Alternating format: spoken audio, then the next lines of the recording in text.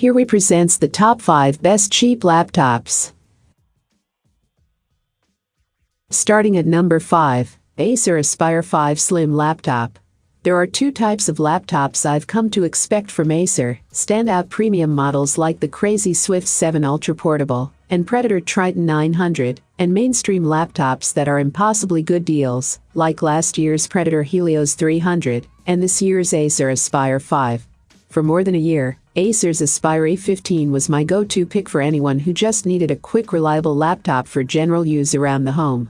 Sadly, that model is getting harder to find, but the Aspire 5 is an excellent alternative that's thinner, lighter, and still an impossibly good deal. Starting at $400 with an Intel processor, or $350 with an AMD chip, the 15.6-inch Aspire 5 is only £3.8 and 0.7-inch thick. That combination of size, weight, and price isn't easy to find with a 15.6-inch display. By comparison, the Acer A15 had the same screen size, but was more than £5 and just over an inch thick. It also started at roughly the same price and was similarly configured. You do lose things like an South Dakota card reader, AVGA display output, and a DVD drive, but chances are it's only the card reader that matters to more people at this point, if anything. The $530 configuration I tested, the A515-5450 bumps the base model's processor from a dual-core Intel Core i3 to a quad-core i5, and doubles the memory to 8 GB and storage to 256 GB, well worth the extra money.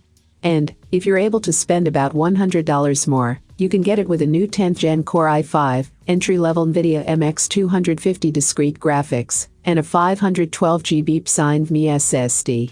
That's a lot of performance for everything from day-to-day basics to simple photo and video editing to gaming on low to medium settings. For more information and price, check out the product links in description. At number 4, Acer Chromebook Spin 11. Read our reviews of Lenovo ThinkPads and HP EliteBooks, and you'll see boasts of mil-spec 810G compliance, meeting military standards for resisting shock, vibration, extreme temperatures, and other portable PC perils, to reassure buyers concerned about the bumps and bruises of business travel. But forget them. Do you know who really needs mil-spec 810G hardware? Little kids, who'd as soon drop a Chromebook as look at one. The Acer Chromebook Spin 11 carries the certification into the hostile environment of the grade school classroom. It's a 2-in-1 convertible built to shrug off 132 pounds, or 11 ounces or 48 inches, and is our new editor's choice for student Chromebooks. The Spin 11 is made of white polycarbonate plastic with a rubberized beige bumper around its bottom half, giving it a rugged look clearly meant for kids' clumsy hands. Black keys match the large black bezel around the glossy screen. The touch panel that covers the display is antimicrobial Corning Gorilla Glass, designed to resist not only knocks and scratches but passing germs from small fingers to classmates and teachers. At 0.82 by 11.7 by 8.1 inches, it's the same size as the Lenovo Flex 11 Chromebook, and a fraction smaller than the Dell Chromebook 3189 Education 2-in-1, and falls between them in weight, with a couple of ounces on each side, at 3.09 pounds. It flips and folds through the 4 modes familiar to users of Lenovo Yogas, and workalikes like the Asus Chromebook Flip C302CA, regular laptop mode, an easel-style stand mode, with the keyboard face down and screen tilted back, tent mode, with the system propped up like an A-frame for poking at touch apps, and tablet mode, with the display and keyboard back-to-back. The Acer is more expensive than the Dell Chromebook 3189 and the Lenovo Flex 11, partly due to its ruggedized construction, and partly due to its coming with a Wacom stylus for scribbling or sketching on the screen in tablet mode. The bad news is that there is no hole or niche in the Chromebook for storing the stylus, so kids are guaranteed to lose it. The good news is that the batteryless pen works with good precision and palm rejection. There's a little lag if you whip the stylus across the screen at top speed, but in normal use we found it a capable input tool for apps like Google Keep and Autodesk Sketchbook, even responding with thin and thick lines to gentle and harder pressure in the latter. Halfway of my listed number 3, Dell Inspiron 11. Building an appealing budget laptop is a tricky needle to thread, and you need to look at the result carefully in the context of what's possible for the price. Even so, in the 2019 Dell Inspiron 11 3000 2-in-1, you're fed a few too many compromises without enough upside.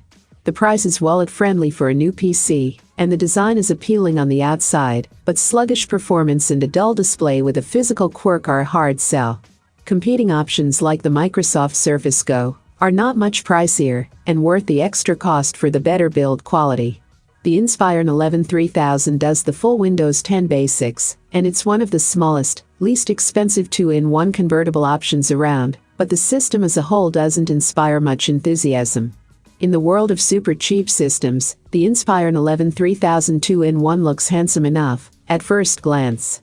It's a compact machine with a cobalt color that's pleasing to the eye. Portability and impromptu tablet usability are the main goals for this 2-in-1, so its small size is vital. It measures 0.6 by 11, 5 by 7, 75 inches and weighs 2.5 pounds, making for a tiny footprint with a very carry-friendly weight. Unfortunately, things become less impressive when you lay hands on the device. The material feels decent for the money, but the laptop as a whole is clearly a budget build. The keyboard is perhaps the cheapest feeling aspect, with a textured, plasticky finish, as well as shallow key travel. The touchpad is actually perfectly fine. A nice surprise, as this is often where budget laptops fall short. One of the most noticeable issues, though, is with the display. In and of itself, the 11.6-inch screen isn't very good, but again, that's not uncommon given the price of the laptop. The panel is a somewhat dull 720p touch display, though the specs do tout it as HD. While that is technically true, HD 720p isn't the full HD 1080p experience you're likely used to, so don't mistake one for the other. It's not quite fuzzy, but it lacks the definite sharpness of a full HD display. It's acceptable enough on a system this inexpensive, and for the screen size, but know that it doesn't get very bright, and won't wow anyone. Coming in at number 2. Newest HP 14-inch. Not all budget laptops are complete nightmares. You just have to dig a little deeper to find the quality ones, like the HP 14 laptop. For $399, the HP 14 laptop offers a solid 8th Gen Core i3 processor comboed with a clicky keyboard and a decent 1080p display. You'll have to deal with a relatively short battery life and a middling graphics card, but overall, the HP 14 laptop is a solid budget laptop for the price. The HP 14 laptop that I tested costs $399 and comes outfitted with an Intel Core i3-8130U processor, 4GB of RAM, a 128GB SSD, and an Intel UHD 620 GPU. Amazon sells another version that runs for $379 and drops you to an Intel Pentium Silver N5000 processor and an Intel GMA 3150 GPU. This machine doesn't have any personality on the outside, as its plastic hood is painted a generic silver, accompanied by a glossy HP logo stamped in the center. If the logo weren't there, this laptop would be indistinguishable from the competition. However, the interior of the HP 14 laptop has some semblance of style. The silver hinge complements the black, faux aluminum deck. This machine features a backlit keyboard with stylish font on its keys as well as a speaker vent just above the keyboard. To top it all off, the panel sports slim bezels. The HP 14 laptop is the lightest machine among the competition, weighing 3.1 pounds, and it's also nearly the slimmest, measuring 12.8x8, 9x0, 8 inches. The Acer Spin 3 and the Asus VivoBook Flip 14 are pretty light and thin in their own regard. But the 15-inch Acer Aspire 15 is a thick boy. On the left side, you'll find a security lock slot, one USB Type-C port, and a South Dakota card slot, while the right side features the power jack, an RJ45 Ethernet port, an HDMI 1.4 port, two USB 3.1 ports and a headphone jack. For more information and price, check out the product links in description. And number 1. Acer Aspire 1. Sluggish performance and poor displays are expected of laptops that cost less than $400.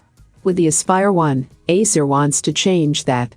This $249 laptop has a stylish design that is both slim and lightweight, and its 1080p display is sharper than others in this price range. Its shortcomings, below average battery life, a poor webcam and flimsy construction, are disappointing, but the Aspire 1 remains a very good option for shoppers trying to spend as little as possible on a new laptop. I admit I wasn't expecting the Acer Aspire 1 to look so dang sleek. A stylish profile and slim, lightweight chassis raise this laptop above its inexpensive rivals. If you're looking for a pop of color, look elsewhere, as you won't find it on the Aspire 1. Apart from the silver Acer logo on the lid and the white keyboard font, the entire laptop is black.